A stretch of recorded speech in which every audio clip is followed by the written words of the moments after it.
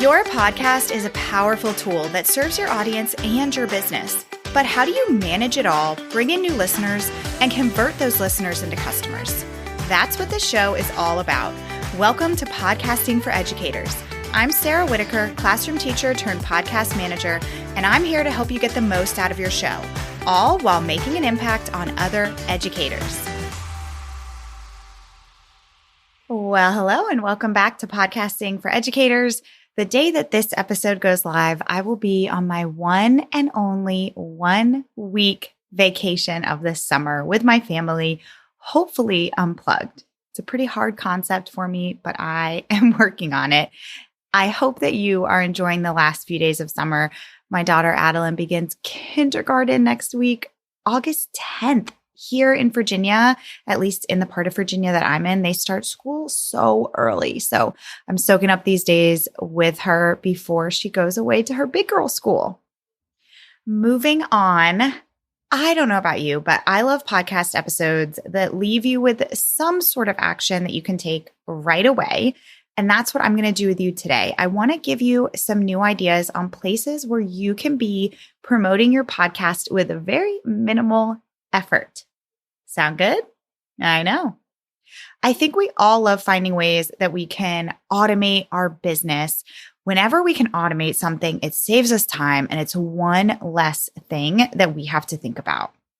And when it comes to promoting our podcast, we tend to think of it as promoting specific episodes, usually as they release kind of on a week-to-week basis, which is important. And I, of course, think that you want to be promoting specific episodes as they're released and also referring back to old episodes. We tend to do this in our weekly newsletters or Instagram stories, on our Instagram feeds, in our Facebook groups, if you have a Facebook group. And that's great, and that's good, and that's necessary. But I also want you to think about how you can promote your podcast as a whole. So promoting your whole show. We want to always be thinking about our podcast as part of our business. Just like if you're a TPT seller, you have a TPT store. You also have a podcast. Just like you have an online course, you have a podcast. I want the two to weigh out similarly in value. And along those same lines, I want you to begin identifying as a podcaster. I think that this is something, myself included, that we can all work on.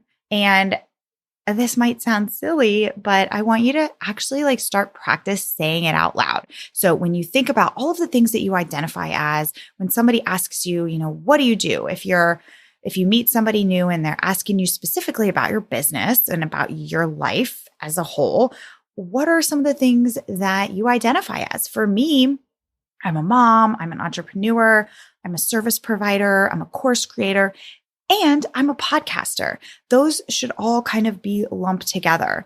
For you, it might sound something like I'm a TPT seller, I'm a literacy specialist, and I'm a podcaster. So I want that to be part of your identity. And when you have that mindset, these other things that I'm going to list off here are going to come a little bit more naturally and are going to seem like no-brainers. So I am going to give you 5 main places that you can be promoting your podcast on autopilot. So it's kind of like a set it and forget it kind of thing. And these are all, you'll see that all of these pieces are things that people are probably seeing on an everyday basis, but they might not be places that you've thought to promote your podcast in. So number 1 is your bios.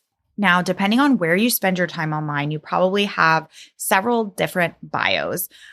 The main ones that I think of are first, your Facebook bio. On your business page, but also on your personal page, you want to have a link or at the very least, the name of your podcast. And again, here comes that identity piece. If you are speaking about yourself in this bio, make sure that podcaster is one of those things that you list yourself as. Because think about this, and this can actually be a really powerful way to pick up new listeners. If you are in any kind of Facebook groups, I know that there's so many Facebook groups out there for specific niches of educators. So there's lots of teacher groups and there's lots of school counselor groups and there's lots of homeschooling groups. Anytime, whether you're on your personal account or your business account, anytime that you comment in a Facebook group, that comment lives on forever. Anytime somebody does a search in that group, they might stumble upon your comment, and you never know who is looking at those comments. And guaranteed that if you have comments in a Facebook group, people are clicking on your profile. And if it's not very clear what you do and that you have a podcast, then those people are never going to know that you have a podcast. So do this with the idea in mind that anybody who clicks on your profile is going to immediately know that you are a podcaster and that your show could benefit them, depending on who it is.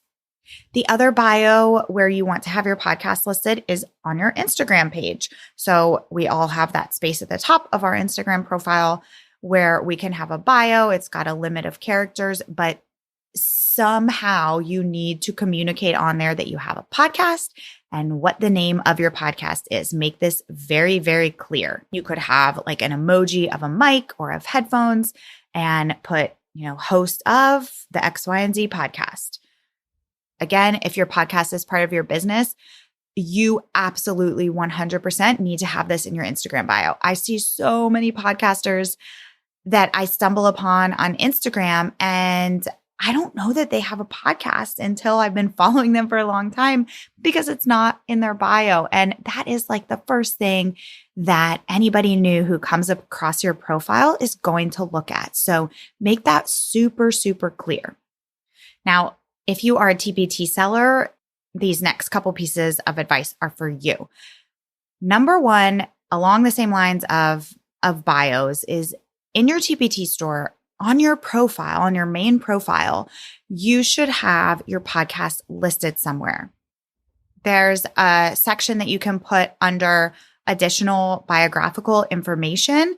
That would be a great place to put a little blurb about your podcast, the name of it, a quick 1-sentence summary of what you cover in your podcast, and a link to go listen. And while we're kind of talking about places in your TPT store, in the descriptions of your resources, put a sentence about your podcast. Again, this is great real estate to promote your show. I have a client who does this really well. She will take a specific resource, and in that description, she will actually list out a specific episode that relates to that resource where they can learn more about how they can use that resource or how they can get more ideas about whatever the resource helps with through a specific podcast episode. So smart. Okay, I know that one was kind of not in the same category as bios, but I just wanted to cover it while we were talking about TPT stores. Back to just the idea of a bio. Anytime that you use an official bio for any kind of visibility opportunities, maybe when you guest on a podcast or if you're being highlighted in some sort of blog post or news article, I see so many bios of podcasters who don't include any mention of their show. And again, this is a missed opportunity. So make sure that you are including the fact that you're a podcaster and the name of your show in your official bio. And if you don't have an official bio for yourself, it would be a great time to write one. Okay, so that was my thoughts on bios. Number two, another place where you can promote your podcast is on your thank you pages. If you have a thank you page on any kind of product, whether it's a TPT product or some other sort of digital product that you have, make sure that you are including a link to go listen to your podcast. And again, name of your podcast, short description, link to go listen. The same goes for any kind of thank you page on an opt-in that you have.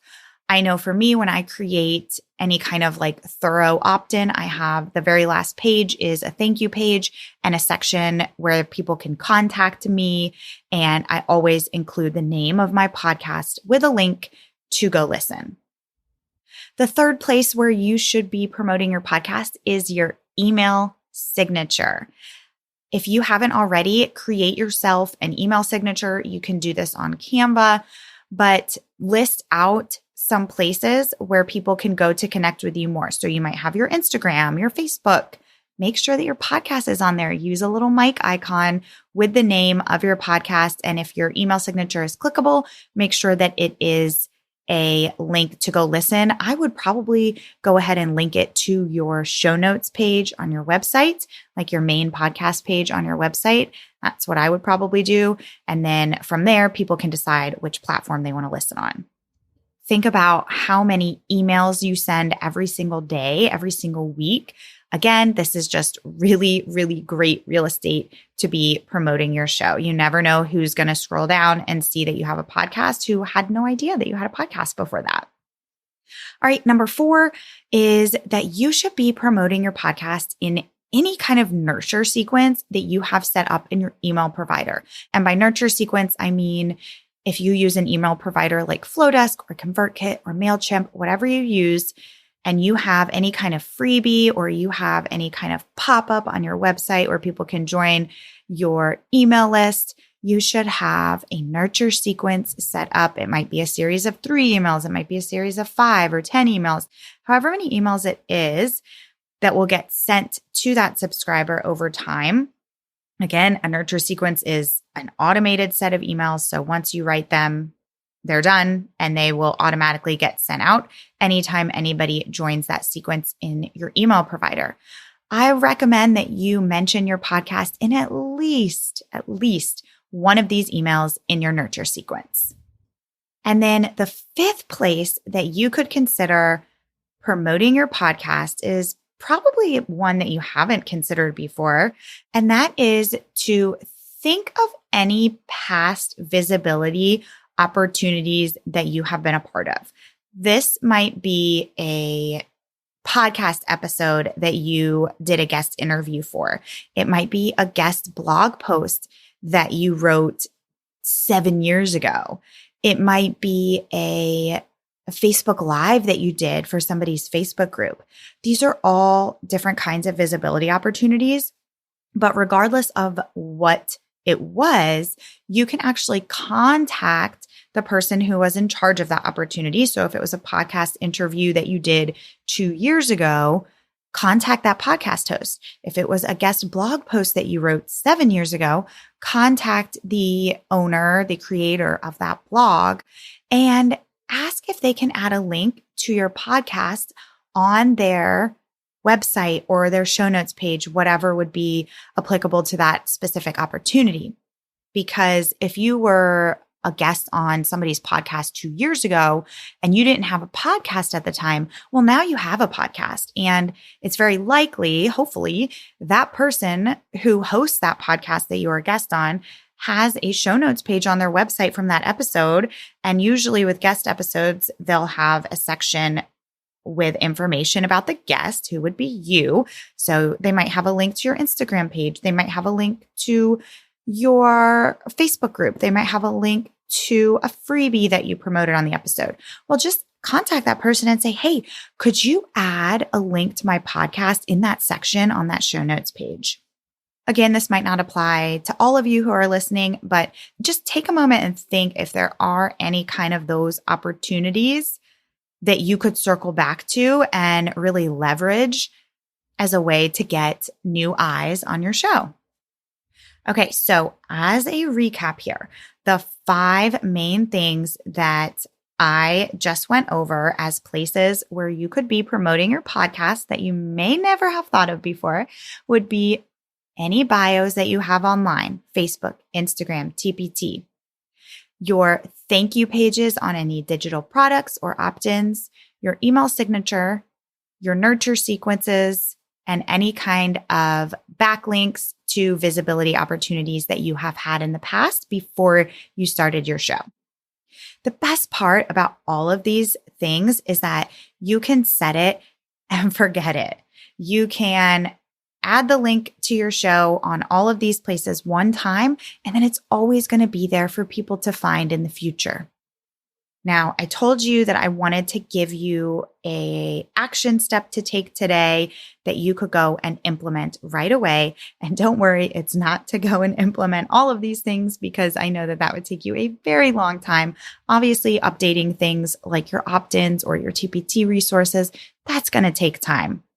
So today, I want you to just choose one place, one of these places that I listed off that you aren't already doing. Choose one of these places and make sure that it is optimized for your podcast, that anybody who stumbles upon any of these places is going to know very clearly and very quickly that you have a podcast. And then as time goes on, as you get more time in your schedule here and there, you can slowly update all of these things over time. I hope that this was really helpful for you and gave you some new ideas to try. And with that, I will see you in the next episode. Thanks so much for listening to today's episode. To keep this conversation going, connect with me on Instagram at Podcasting for Educators. I'm always looking for an excuse to talk about podcasting. If you're looking for support in launching, managing, or growing your podcast, check out my online course, the Podcasting for Educators Prep School, at podcastingforeducators.com/prep school. I'll see you here next time.